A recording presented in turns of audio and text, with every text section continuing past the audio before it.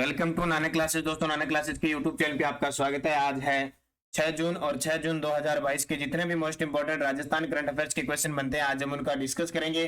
पूरा वीडियो ध्यान से देखना और लास्ट में मैं आपसे क्वेश्चन पूछूंगा जिनके जवाब आपको कमेंट बॉक्स में देने हैं। तो स्टार्ट करते हैं टुडे मोस्ट इंपोर्टेंट क्वेश्चन। सभी विद्यार्थियों को गुड मॉर्निंग। और क्लास स्टार्ट करने से पहले सबसे पहले कल के क्वेश्चनों को हम एक बार रिवाइज करते हैं।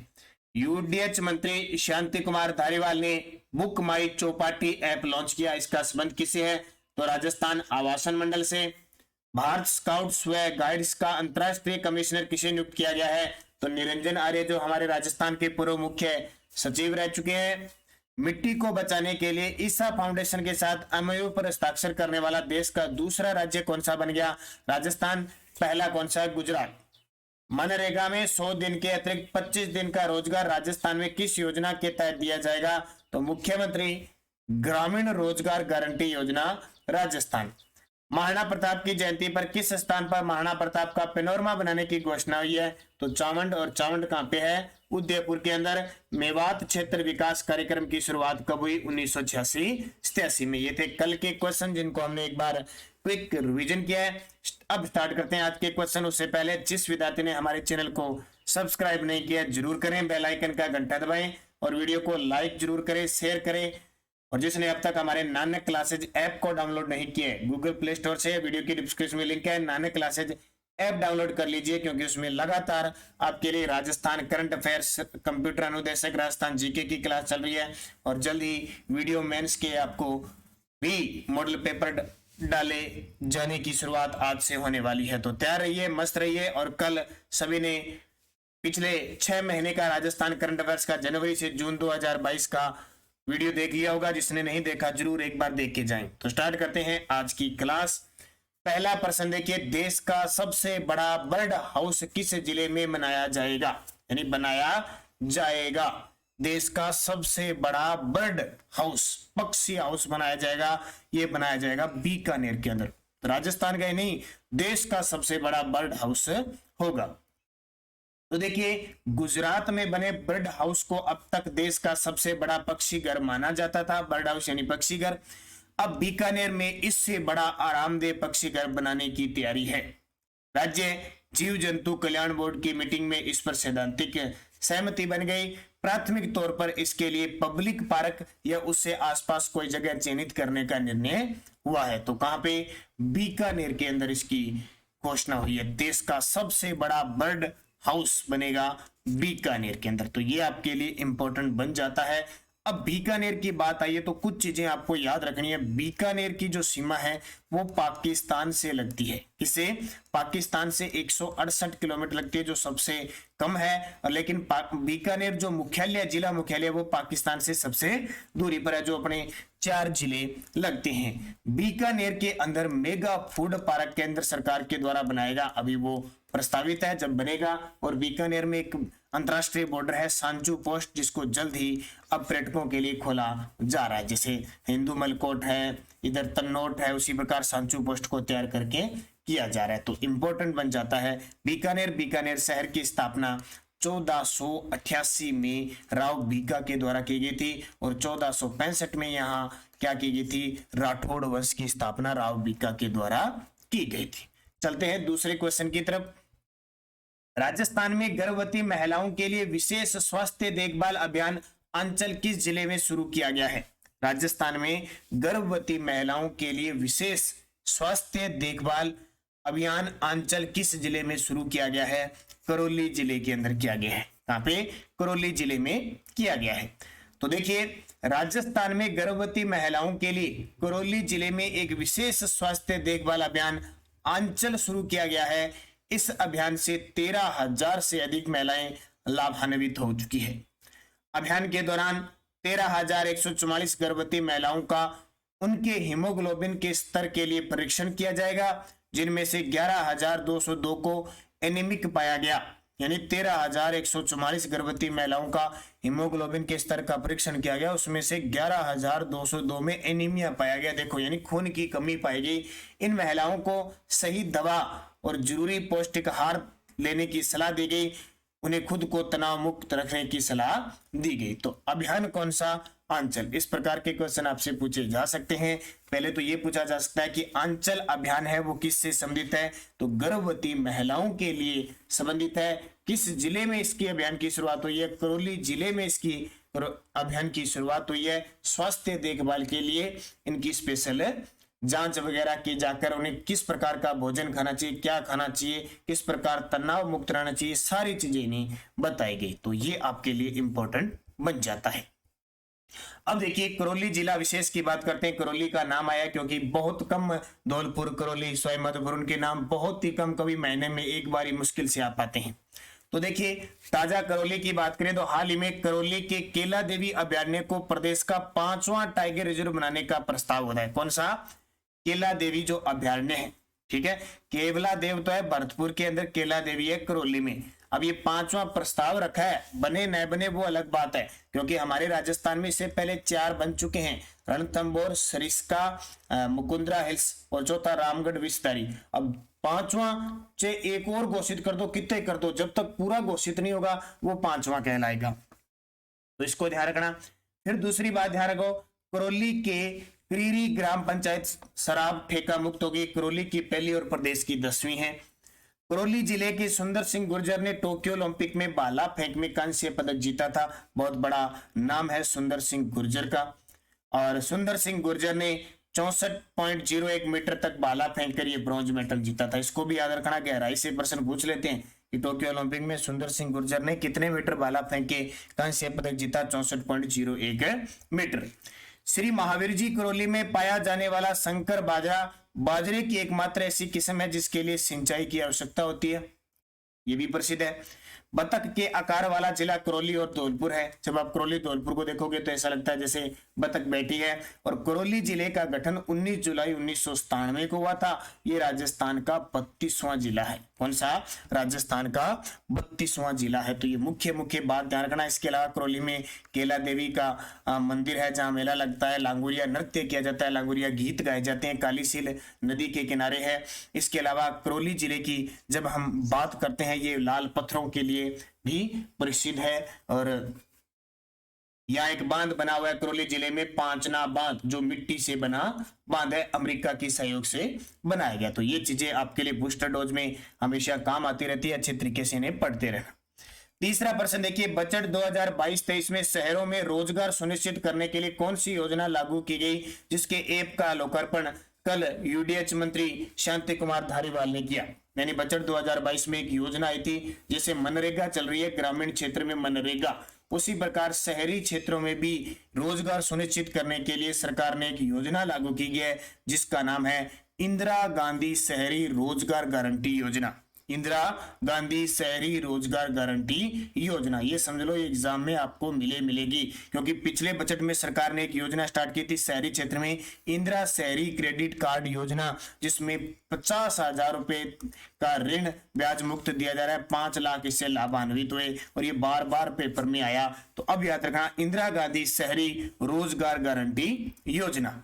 तो शहरों में रोजगार सुनिश्चित करने के लिए इंदिरा गांधी शहरी रोजगार गारंटी योजना लागू की जाएगी। इसके लिए प्रतिवर्ष 100 दिवस का रोजगार उपलब्ध होगा। भी जैसे मनरेगा में 100 दिन मिलता है ना, लेकिन हमारी राज्य सरकार ने 25 दिन और बढ़ाए हैं। यहाँ भी शहरी क्षेत्रों में 100 दिवस का रोजगार उपलब्ध हो सकेगा। इस पर लगभग 800 करोड़ रुपए खर्च होंगे। अब ये याद रखना इंपॉर्टेंट है, 800 करोड़ रुपए, कितने? 800 करोड़ रुपए वार्षिक खर्च होंगे। इसके संचालन के लिए यूडीएच मंत्री शांति कुमार धारीवाल ने ऐप का लोकार्पण किया। तो ये मनरेगा की तरह वैसे ही सिस्टम से चलेगा, लेकिन ये शहरों के अंदर चलेगा, क्योंकि कल मैंने आपको वीडियो दिया था पिछले 6 महीने का ये वीडियो, इसमें आर्थिक समीक्षा, बजट, योजना हर प्रकार का आ गया। तो जिसने नहीं देखा भी आराम से देख लेना, 1 घंटे 25 मिनट की क्लास है, स्पीड से मत देखना, टाइम 3-4 दिनों में देख लेना। वीडियो मेंस, कंप्यूटर अनुदेशक, लैब असिस्टेंट, एएसओ, इन सब एग्जामों के लिए इंपॉर्टेंट है। और मई महीने का आपको दे दिया, और राष्ट्रीय अंतरराष्ट्रीय प्रताप क्लासेस पर मई महीने का भी आपको पूरा निचोड़ मिल चुका है। तो ये शानदार क्लासें आपके लिए। चौथा प्रश्न देखिए, वर्तमान 15वीं विधानसभा में कुल कितनी महिला विधायकों की संख्या बढ़कर कितनी हो गई है? अब ये याद रखना, हो सकता है पूछ ले। वर्तमान हमारे राजस्थान के अंदर 15वीं विधानसभा चल रही है, कांग्रेस सरकार है और कुछ उपचुनाव हुए हैं। उपचुनाव के बाद अब स्थिति ये है कि राजस्थान में वर्तमान में कुल महिला विधायक संख्या बढ़कर 27 हो गई है। कितनी हो गई है? 27 हो चुकी है। इसको आंकड़े को याद रखना, ये याद रखना 15वीं विधानसभा में 27 हो चुकी है। बाकी सामान्य ये आपको याद रखने की जरूरत नहीं है। अब कुछ चीजें याद रखना, बूस्टर डोज ये याद रखनी है। 15वीं विधानसभा की दलीय स्थिति देखो, नवंबर 2021 तक कांग्रेस के पास 108 सीटें हैं, निर्दलीय 13 है, भारतीय कम्युनिस्ट पार्टी के 2 है, भारतीय जनता पार्टी के 71 सीटें हैं, भारतीय ट्राइबल पार्टी में 2 सीटें हैं, राष्ट्र लोक दल के पास 1 सीट है और राष्ट्रीय लोकतांत्रिक पार्टी के पास 3 सीटें। यानी राजस्थान विधानसभा में विधानसभा की सीटें कितनी है? 200 सीटें हैं। और अभी जो मंत्री बनाए गए थे वो 200 सीटों का 15% होता है, तो 30 मंत्री बनाए हुए हैं, तो ये याद रखना। और अभी राजस्थान में 4 सीटों पर राज्यसभा चुनाव है, राज्यसभा के चुनाव है, सांसदों के चुनाव है, तो उसमें भी घमासान मचा हुआ है। 4 सीटों में देखो कितनी भाजपा लेके जाती है, कितनी कांग्रेस लेके जाती है, क्या सिस्टम होता है वो उस पर डिपेंड करता है। इसके अलावा आपको एक चीज और याद रखनी है, अब वर्तमान में जो अपनी 17वीं लोकसभा चल रही है उसमें राजस्थान में 25 सीटें हैं। 25 में से कितनी महिलाएं हैं? तो 3 महिलाएं हैं, वो भी याद रखना है। तो ये सारी चीजें पेपर में पूछी जाती है, वैसे भी हमें नॉलेज होना चाहिए। अगला देखो, अच्छा ये और देख लो, बूस्टर डोज। वर्तमान में विधायक स्थानीय क्षेत्र विकास कार्यक्रम की राशि कर दी है 5 करोड़। ये जो विधानसभा सदस्य विधायकोों की बात आ गई कि पहले इन्हें 2 करोड़ दिए जाते थे, अब सांसद के बराबर 5 करोड़ क्षेत्रीय विकास के लिए दिए जाते हैं। राजस्थान विधानसभा में किन विधायकों को सर्वश्रेष्ठ विधायकों का सम्मान दिया गया था? तो 2019 के लिए तो ज्ञानचंद पारख को, 2020 के लिए संयम लोढ़ा को और 2021 के लिए मंजू देवी व बाबूलाल को दिया गया। तो ये भी इंपॉर्टेंट है आपके लिए, याद रखना। करंट की बूस्टर डोज के माध्यम से मैं आपको लगातार तैयारी करवा रहा हूं। 5वां क्वेश्चन देखिए, डांग क्षेत्र विकास कार्यक्रम की शुरुआत किस वर्ष हुई? देखो ये सारे कार्यक्रम योजना जितनी हर रोज एक पर्सन लाके मैं आपको क्लियर करवा रहा हूं, इनको लिखते रहना, अच्छे तरीके से पढ़ते रहना। तो डांग क्षेत्र विकास कार्यक्रम की शुरुआत 1995-96 में हुई। कब? 1995-96 में सबसे पहले हुई थी। अब देखो कब कब बंद हुई, कब कब वापिस चली। डांग क्षेत्र आपने सुना होगा, डांग की रानी करौली, यानी चंबल नदी का जो भाव क्षेत्र है इधर धौलपुर, सवाईमाधोपुर, करौली, ये डांग क्षेत्र कहलाता है। बस इतना याद रखना। यहाँ पे इस क्षेत्र में बीहड़ क्षेत्र है, कंदराएं हैं और दलदली क्षेत्र है, इसलिए डाकू रहते हैं। डाकुओं को भगाने के लिए डांग की जरूरत होती है। तो देखिए वर्ष 1995-96 को प्रारंभ हुई, सबसे पहले 1995-96 को प्रारंभ हुई। हालांकि 2001-2 और 2003-4 में वित्तीय अभाव के कारण इस योजना को बंद भी करना पड़ा। देखो पूछ ले कब कब? 2001-2, 2003-4 में वित्तीय अभाव के कारण बंद करना पड़ा। इस योजना की पुनः शुरुआत हुई थी 2004-5 में, क्योंकि आपने देखा होगा 2001-2, 2003-4 राजस्थान में बहुत बड़ा संकट था, एक बड़ा अकाल पड़ा था। उस समय मुख्यमंत्री अशोक गहलोत थे। पुनः शुरुआत हुई इसकी 2004-5 में, वापस शुरू की गई। इस कार्यक्रम का विस्तार देखो, डांग क्षेत्र विकास कार्यक्रम को राज्य के 8 जिलों, पेपर में तो सीधा ही आ जाएगा, डांग क्षेत्र विकास कार्यक्रम राजस्थान के कितने जिलों में संचालित था? 8। कौन कौन से? सवाईमाधोपुर, करौली, कोटा, बूंदी, बारां, धौलपुर, भरतपुर और झालावाड़ में लागू किया गया। देखो सवाईमाधोपुर, करौली, कोटा, बूंदी ये क्षेत्र तो आ ही गया। अब एक्स्ट्रा अलग से जाए तो बारां और झालावाड़ और भरतपुर ये आगे, बाकी चंबल वाले आगे। इन 8 जिलों के लगभग 2206 ग्रामों में ये कार्यक्रम वर्तमान में संचालित है। डांग क्षेत्र चंबल द्वारा अपर्दित उबड़ खाबड़ बीड़ क्षेत्र, जिसका सर्वाधिक विस्तार धौलपुर, करौली, सवाईमाधोपुर, कोटा जिलों में है, डांग क्षेत्र कहलाता है। और डांग की रानी करौली को कहते हैं, ध्यान रखना। उद्देश्य राजस्थान प्रदेश के डांग क्षेत्र राज्य के अन्य क्षेत्रों की तुलना में पिछड़ा हुआ है, अतः इस क्षेत्र का समावेशी विकास किया जाना इस कार्यक्रम का उद्देश्य है। तो ये याद रखना, इंपॉर्टेंट क्वेश्चन है। एक स्पेशल आपको क्वेश्चन दे रहा हूं, पीडीएफ हमारी टेलीग्राम पे आपको प्राप्त हो रही है, क्विज आपको प्राप्त हो रही है। निरंतर अध्ययन करें, कोई भी यहाँ पे लिंक आता है, कोई भी सूचना होती है, उसके लिए अच्छे तरीके से आप हमारे Nanak classes Rajasthan current affairs नाम से टेलीग्राम पे ग्रुप है, वीडियो के डिस्क्रिप्शन में भी लिंक है, आप ज्वाइन जरूर कीजिए। अब पिछले वीडियो क्वेश्चन था मरु विकास कार्यक्रम डीडीपी कार्यक्रम का प्रारंभ कब से किया गया? मरु विकास कार्यक्रम डीडीपी कार्यक्रम का प्रारंभ कब से किया गया? तो 1977-78 से। बहुत सारे विद्यार्थियों ने शानदार जवाब दिए, उन सभी को हार्दिक शुभकामनाएं। अब आपके लिए क्वेश्चन जिसका जवाब आपको कमेंट बॉक्स में देना है। महाराणा प्रताप की जयंती पर किस स्थान पर महाराणा प्रताप का पेनोरमा बनाने की घोषणा हुई है? गोगुंदा, चावंड, कुंभलगढ़, मायरा की गुफा। सही जवाब आपको कमेंट बॉक्स में देना है। यस्टरडे डोज देखो, निर्जला एकादशी किस महीने में बनाई जाती है? तो ज्येष्ठ शुक्ल एकादशी को बनाई जाती है, शुक्ल एकादशी को।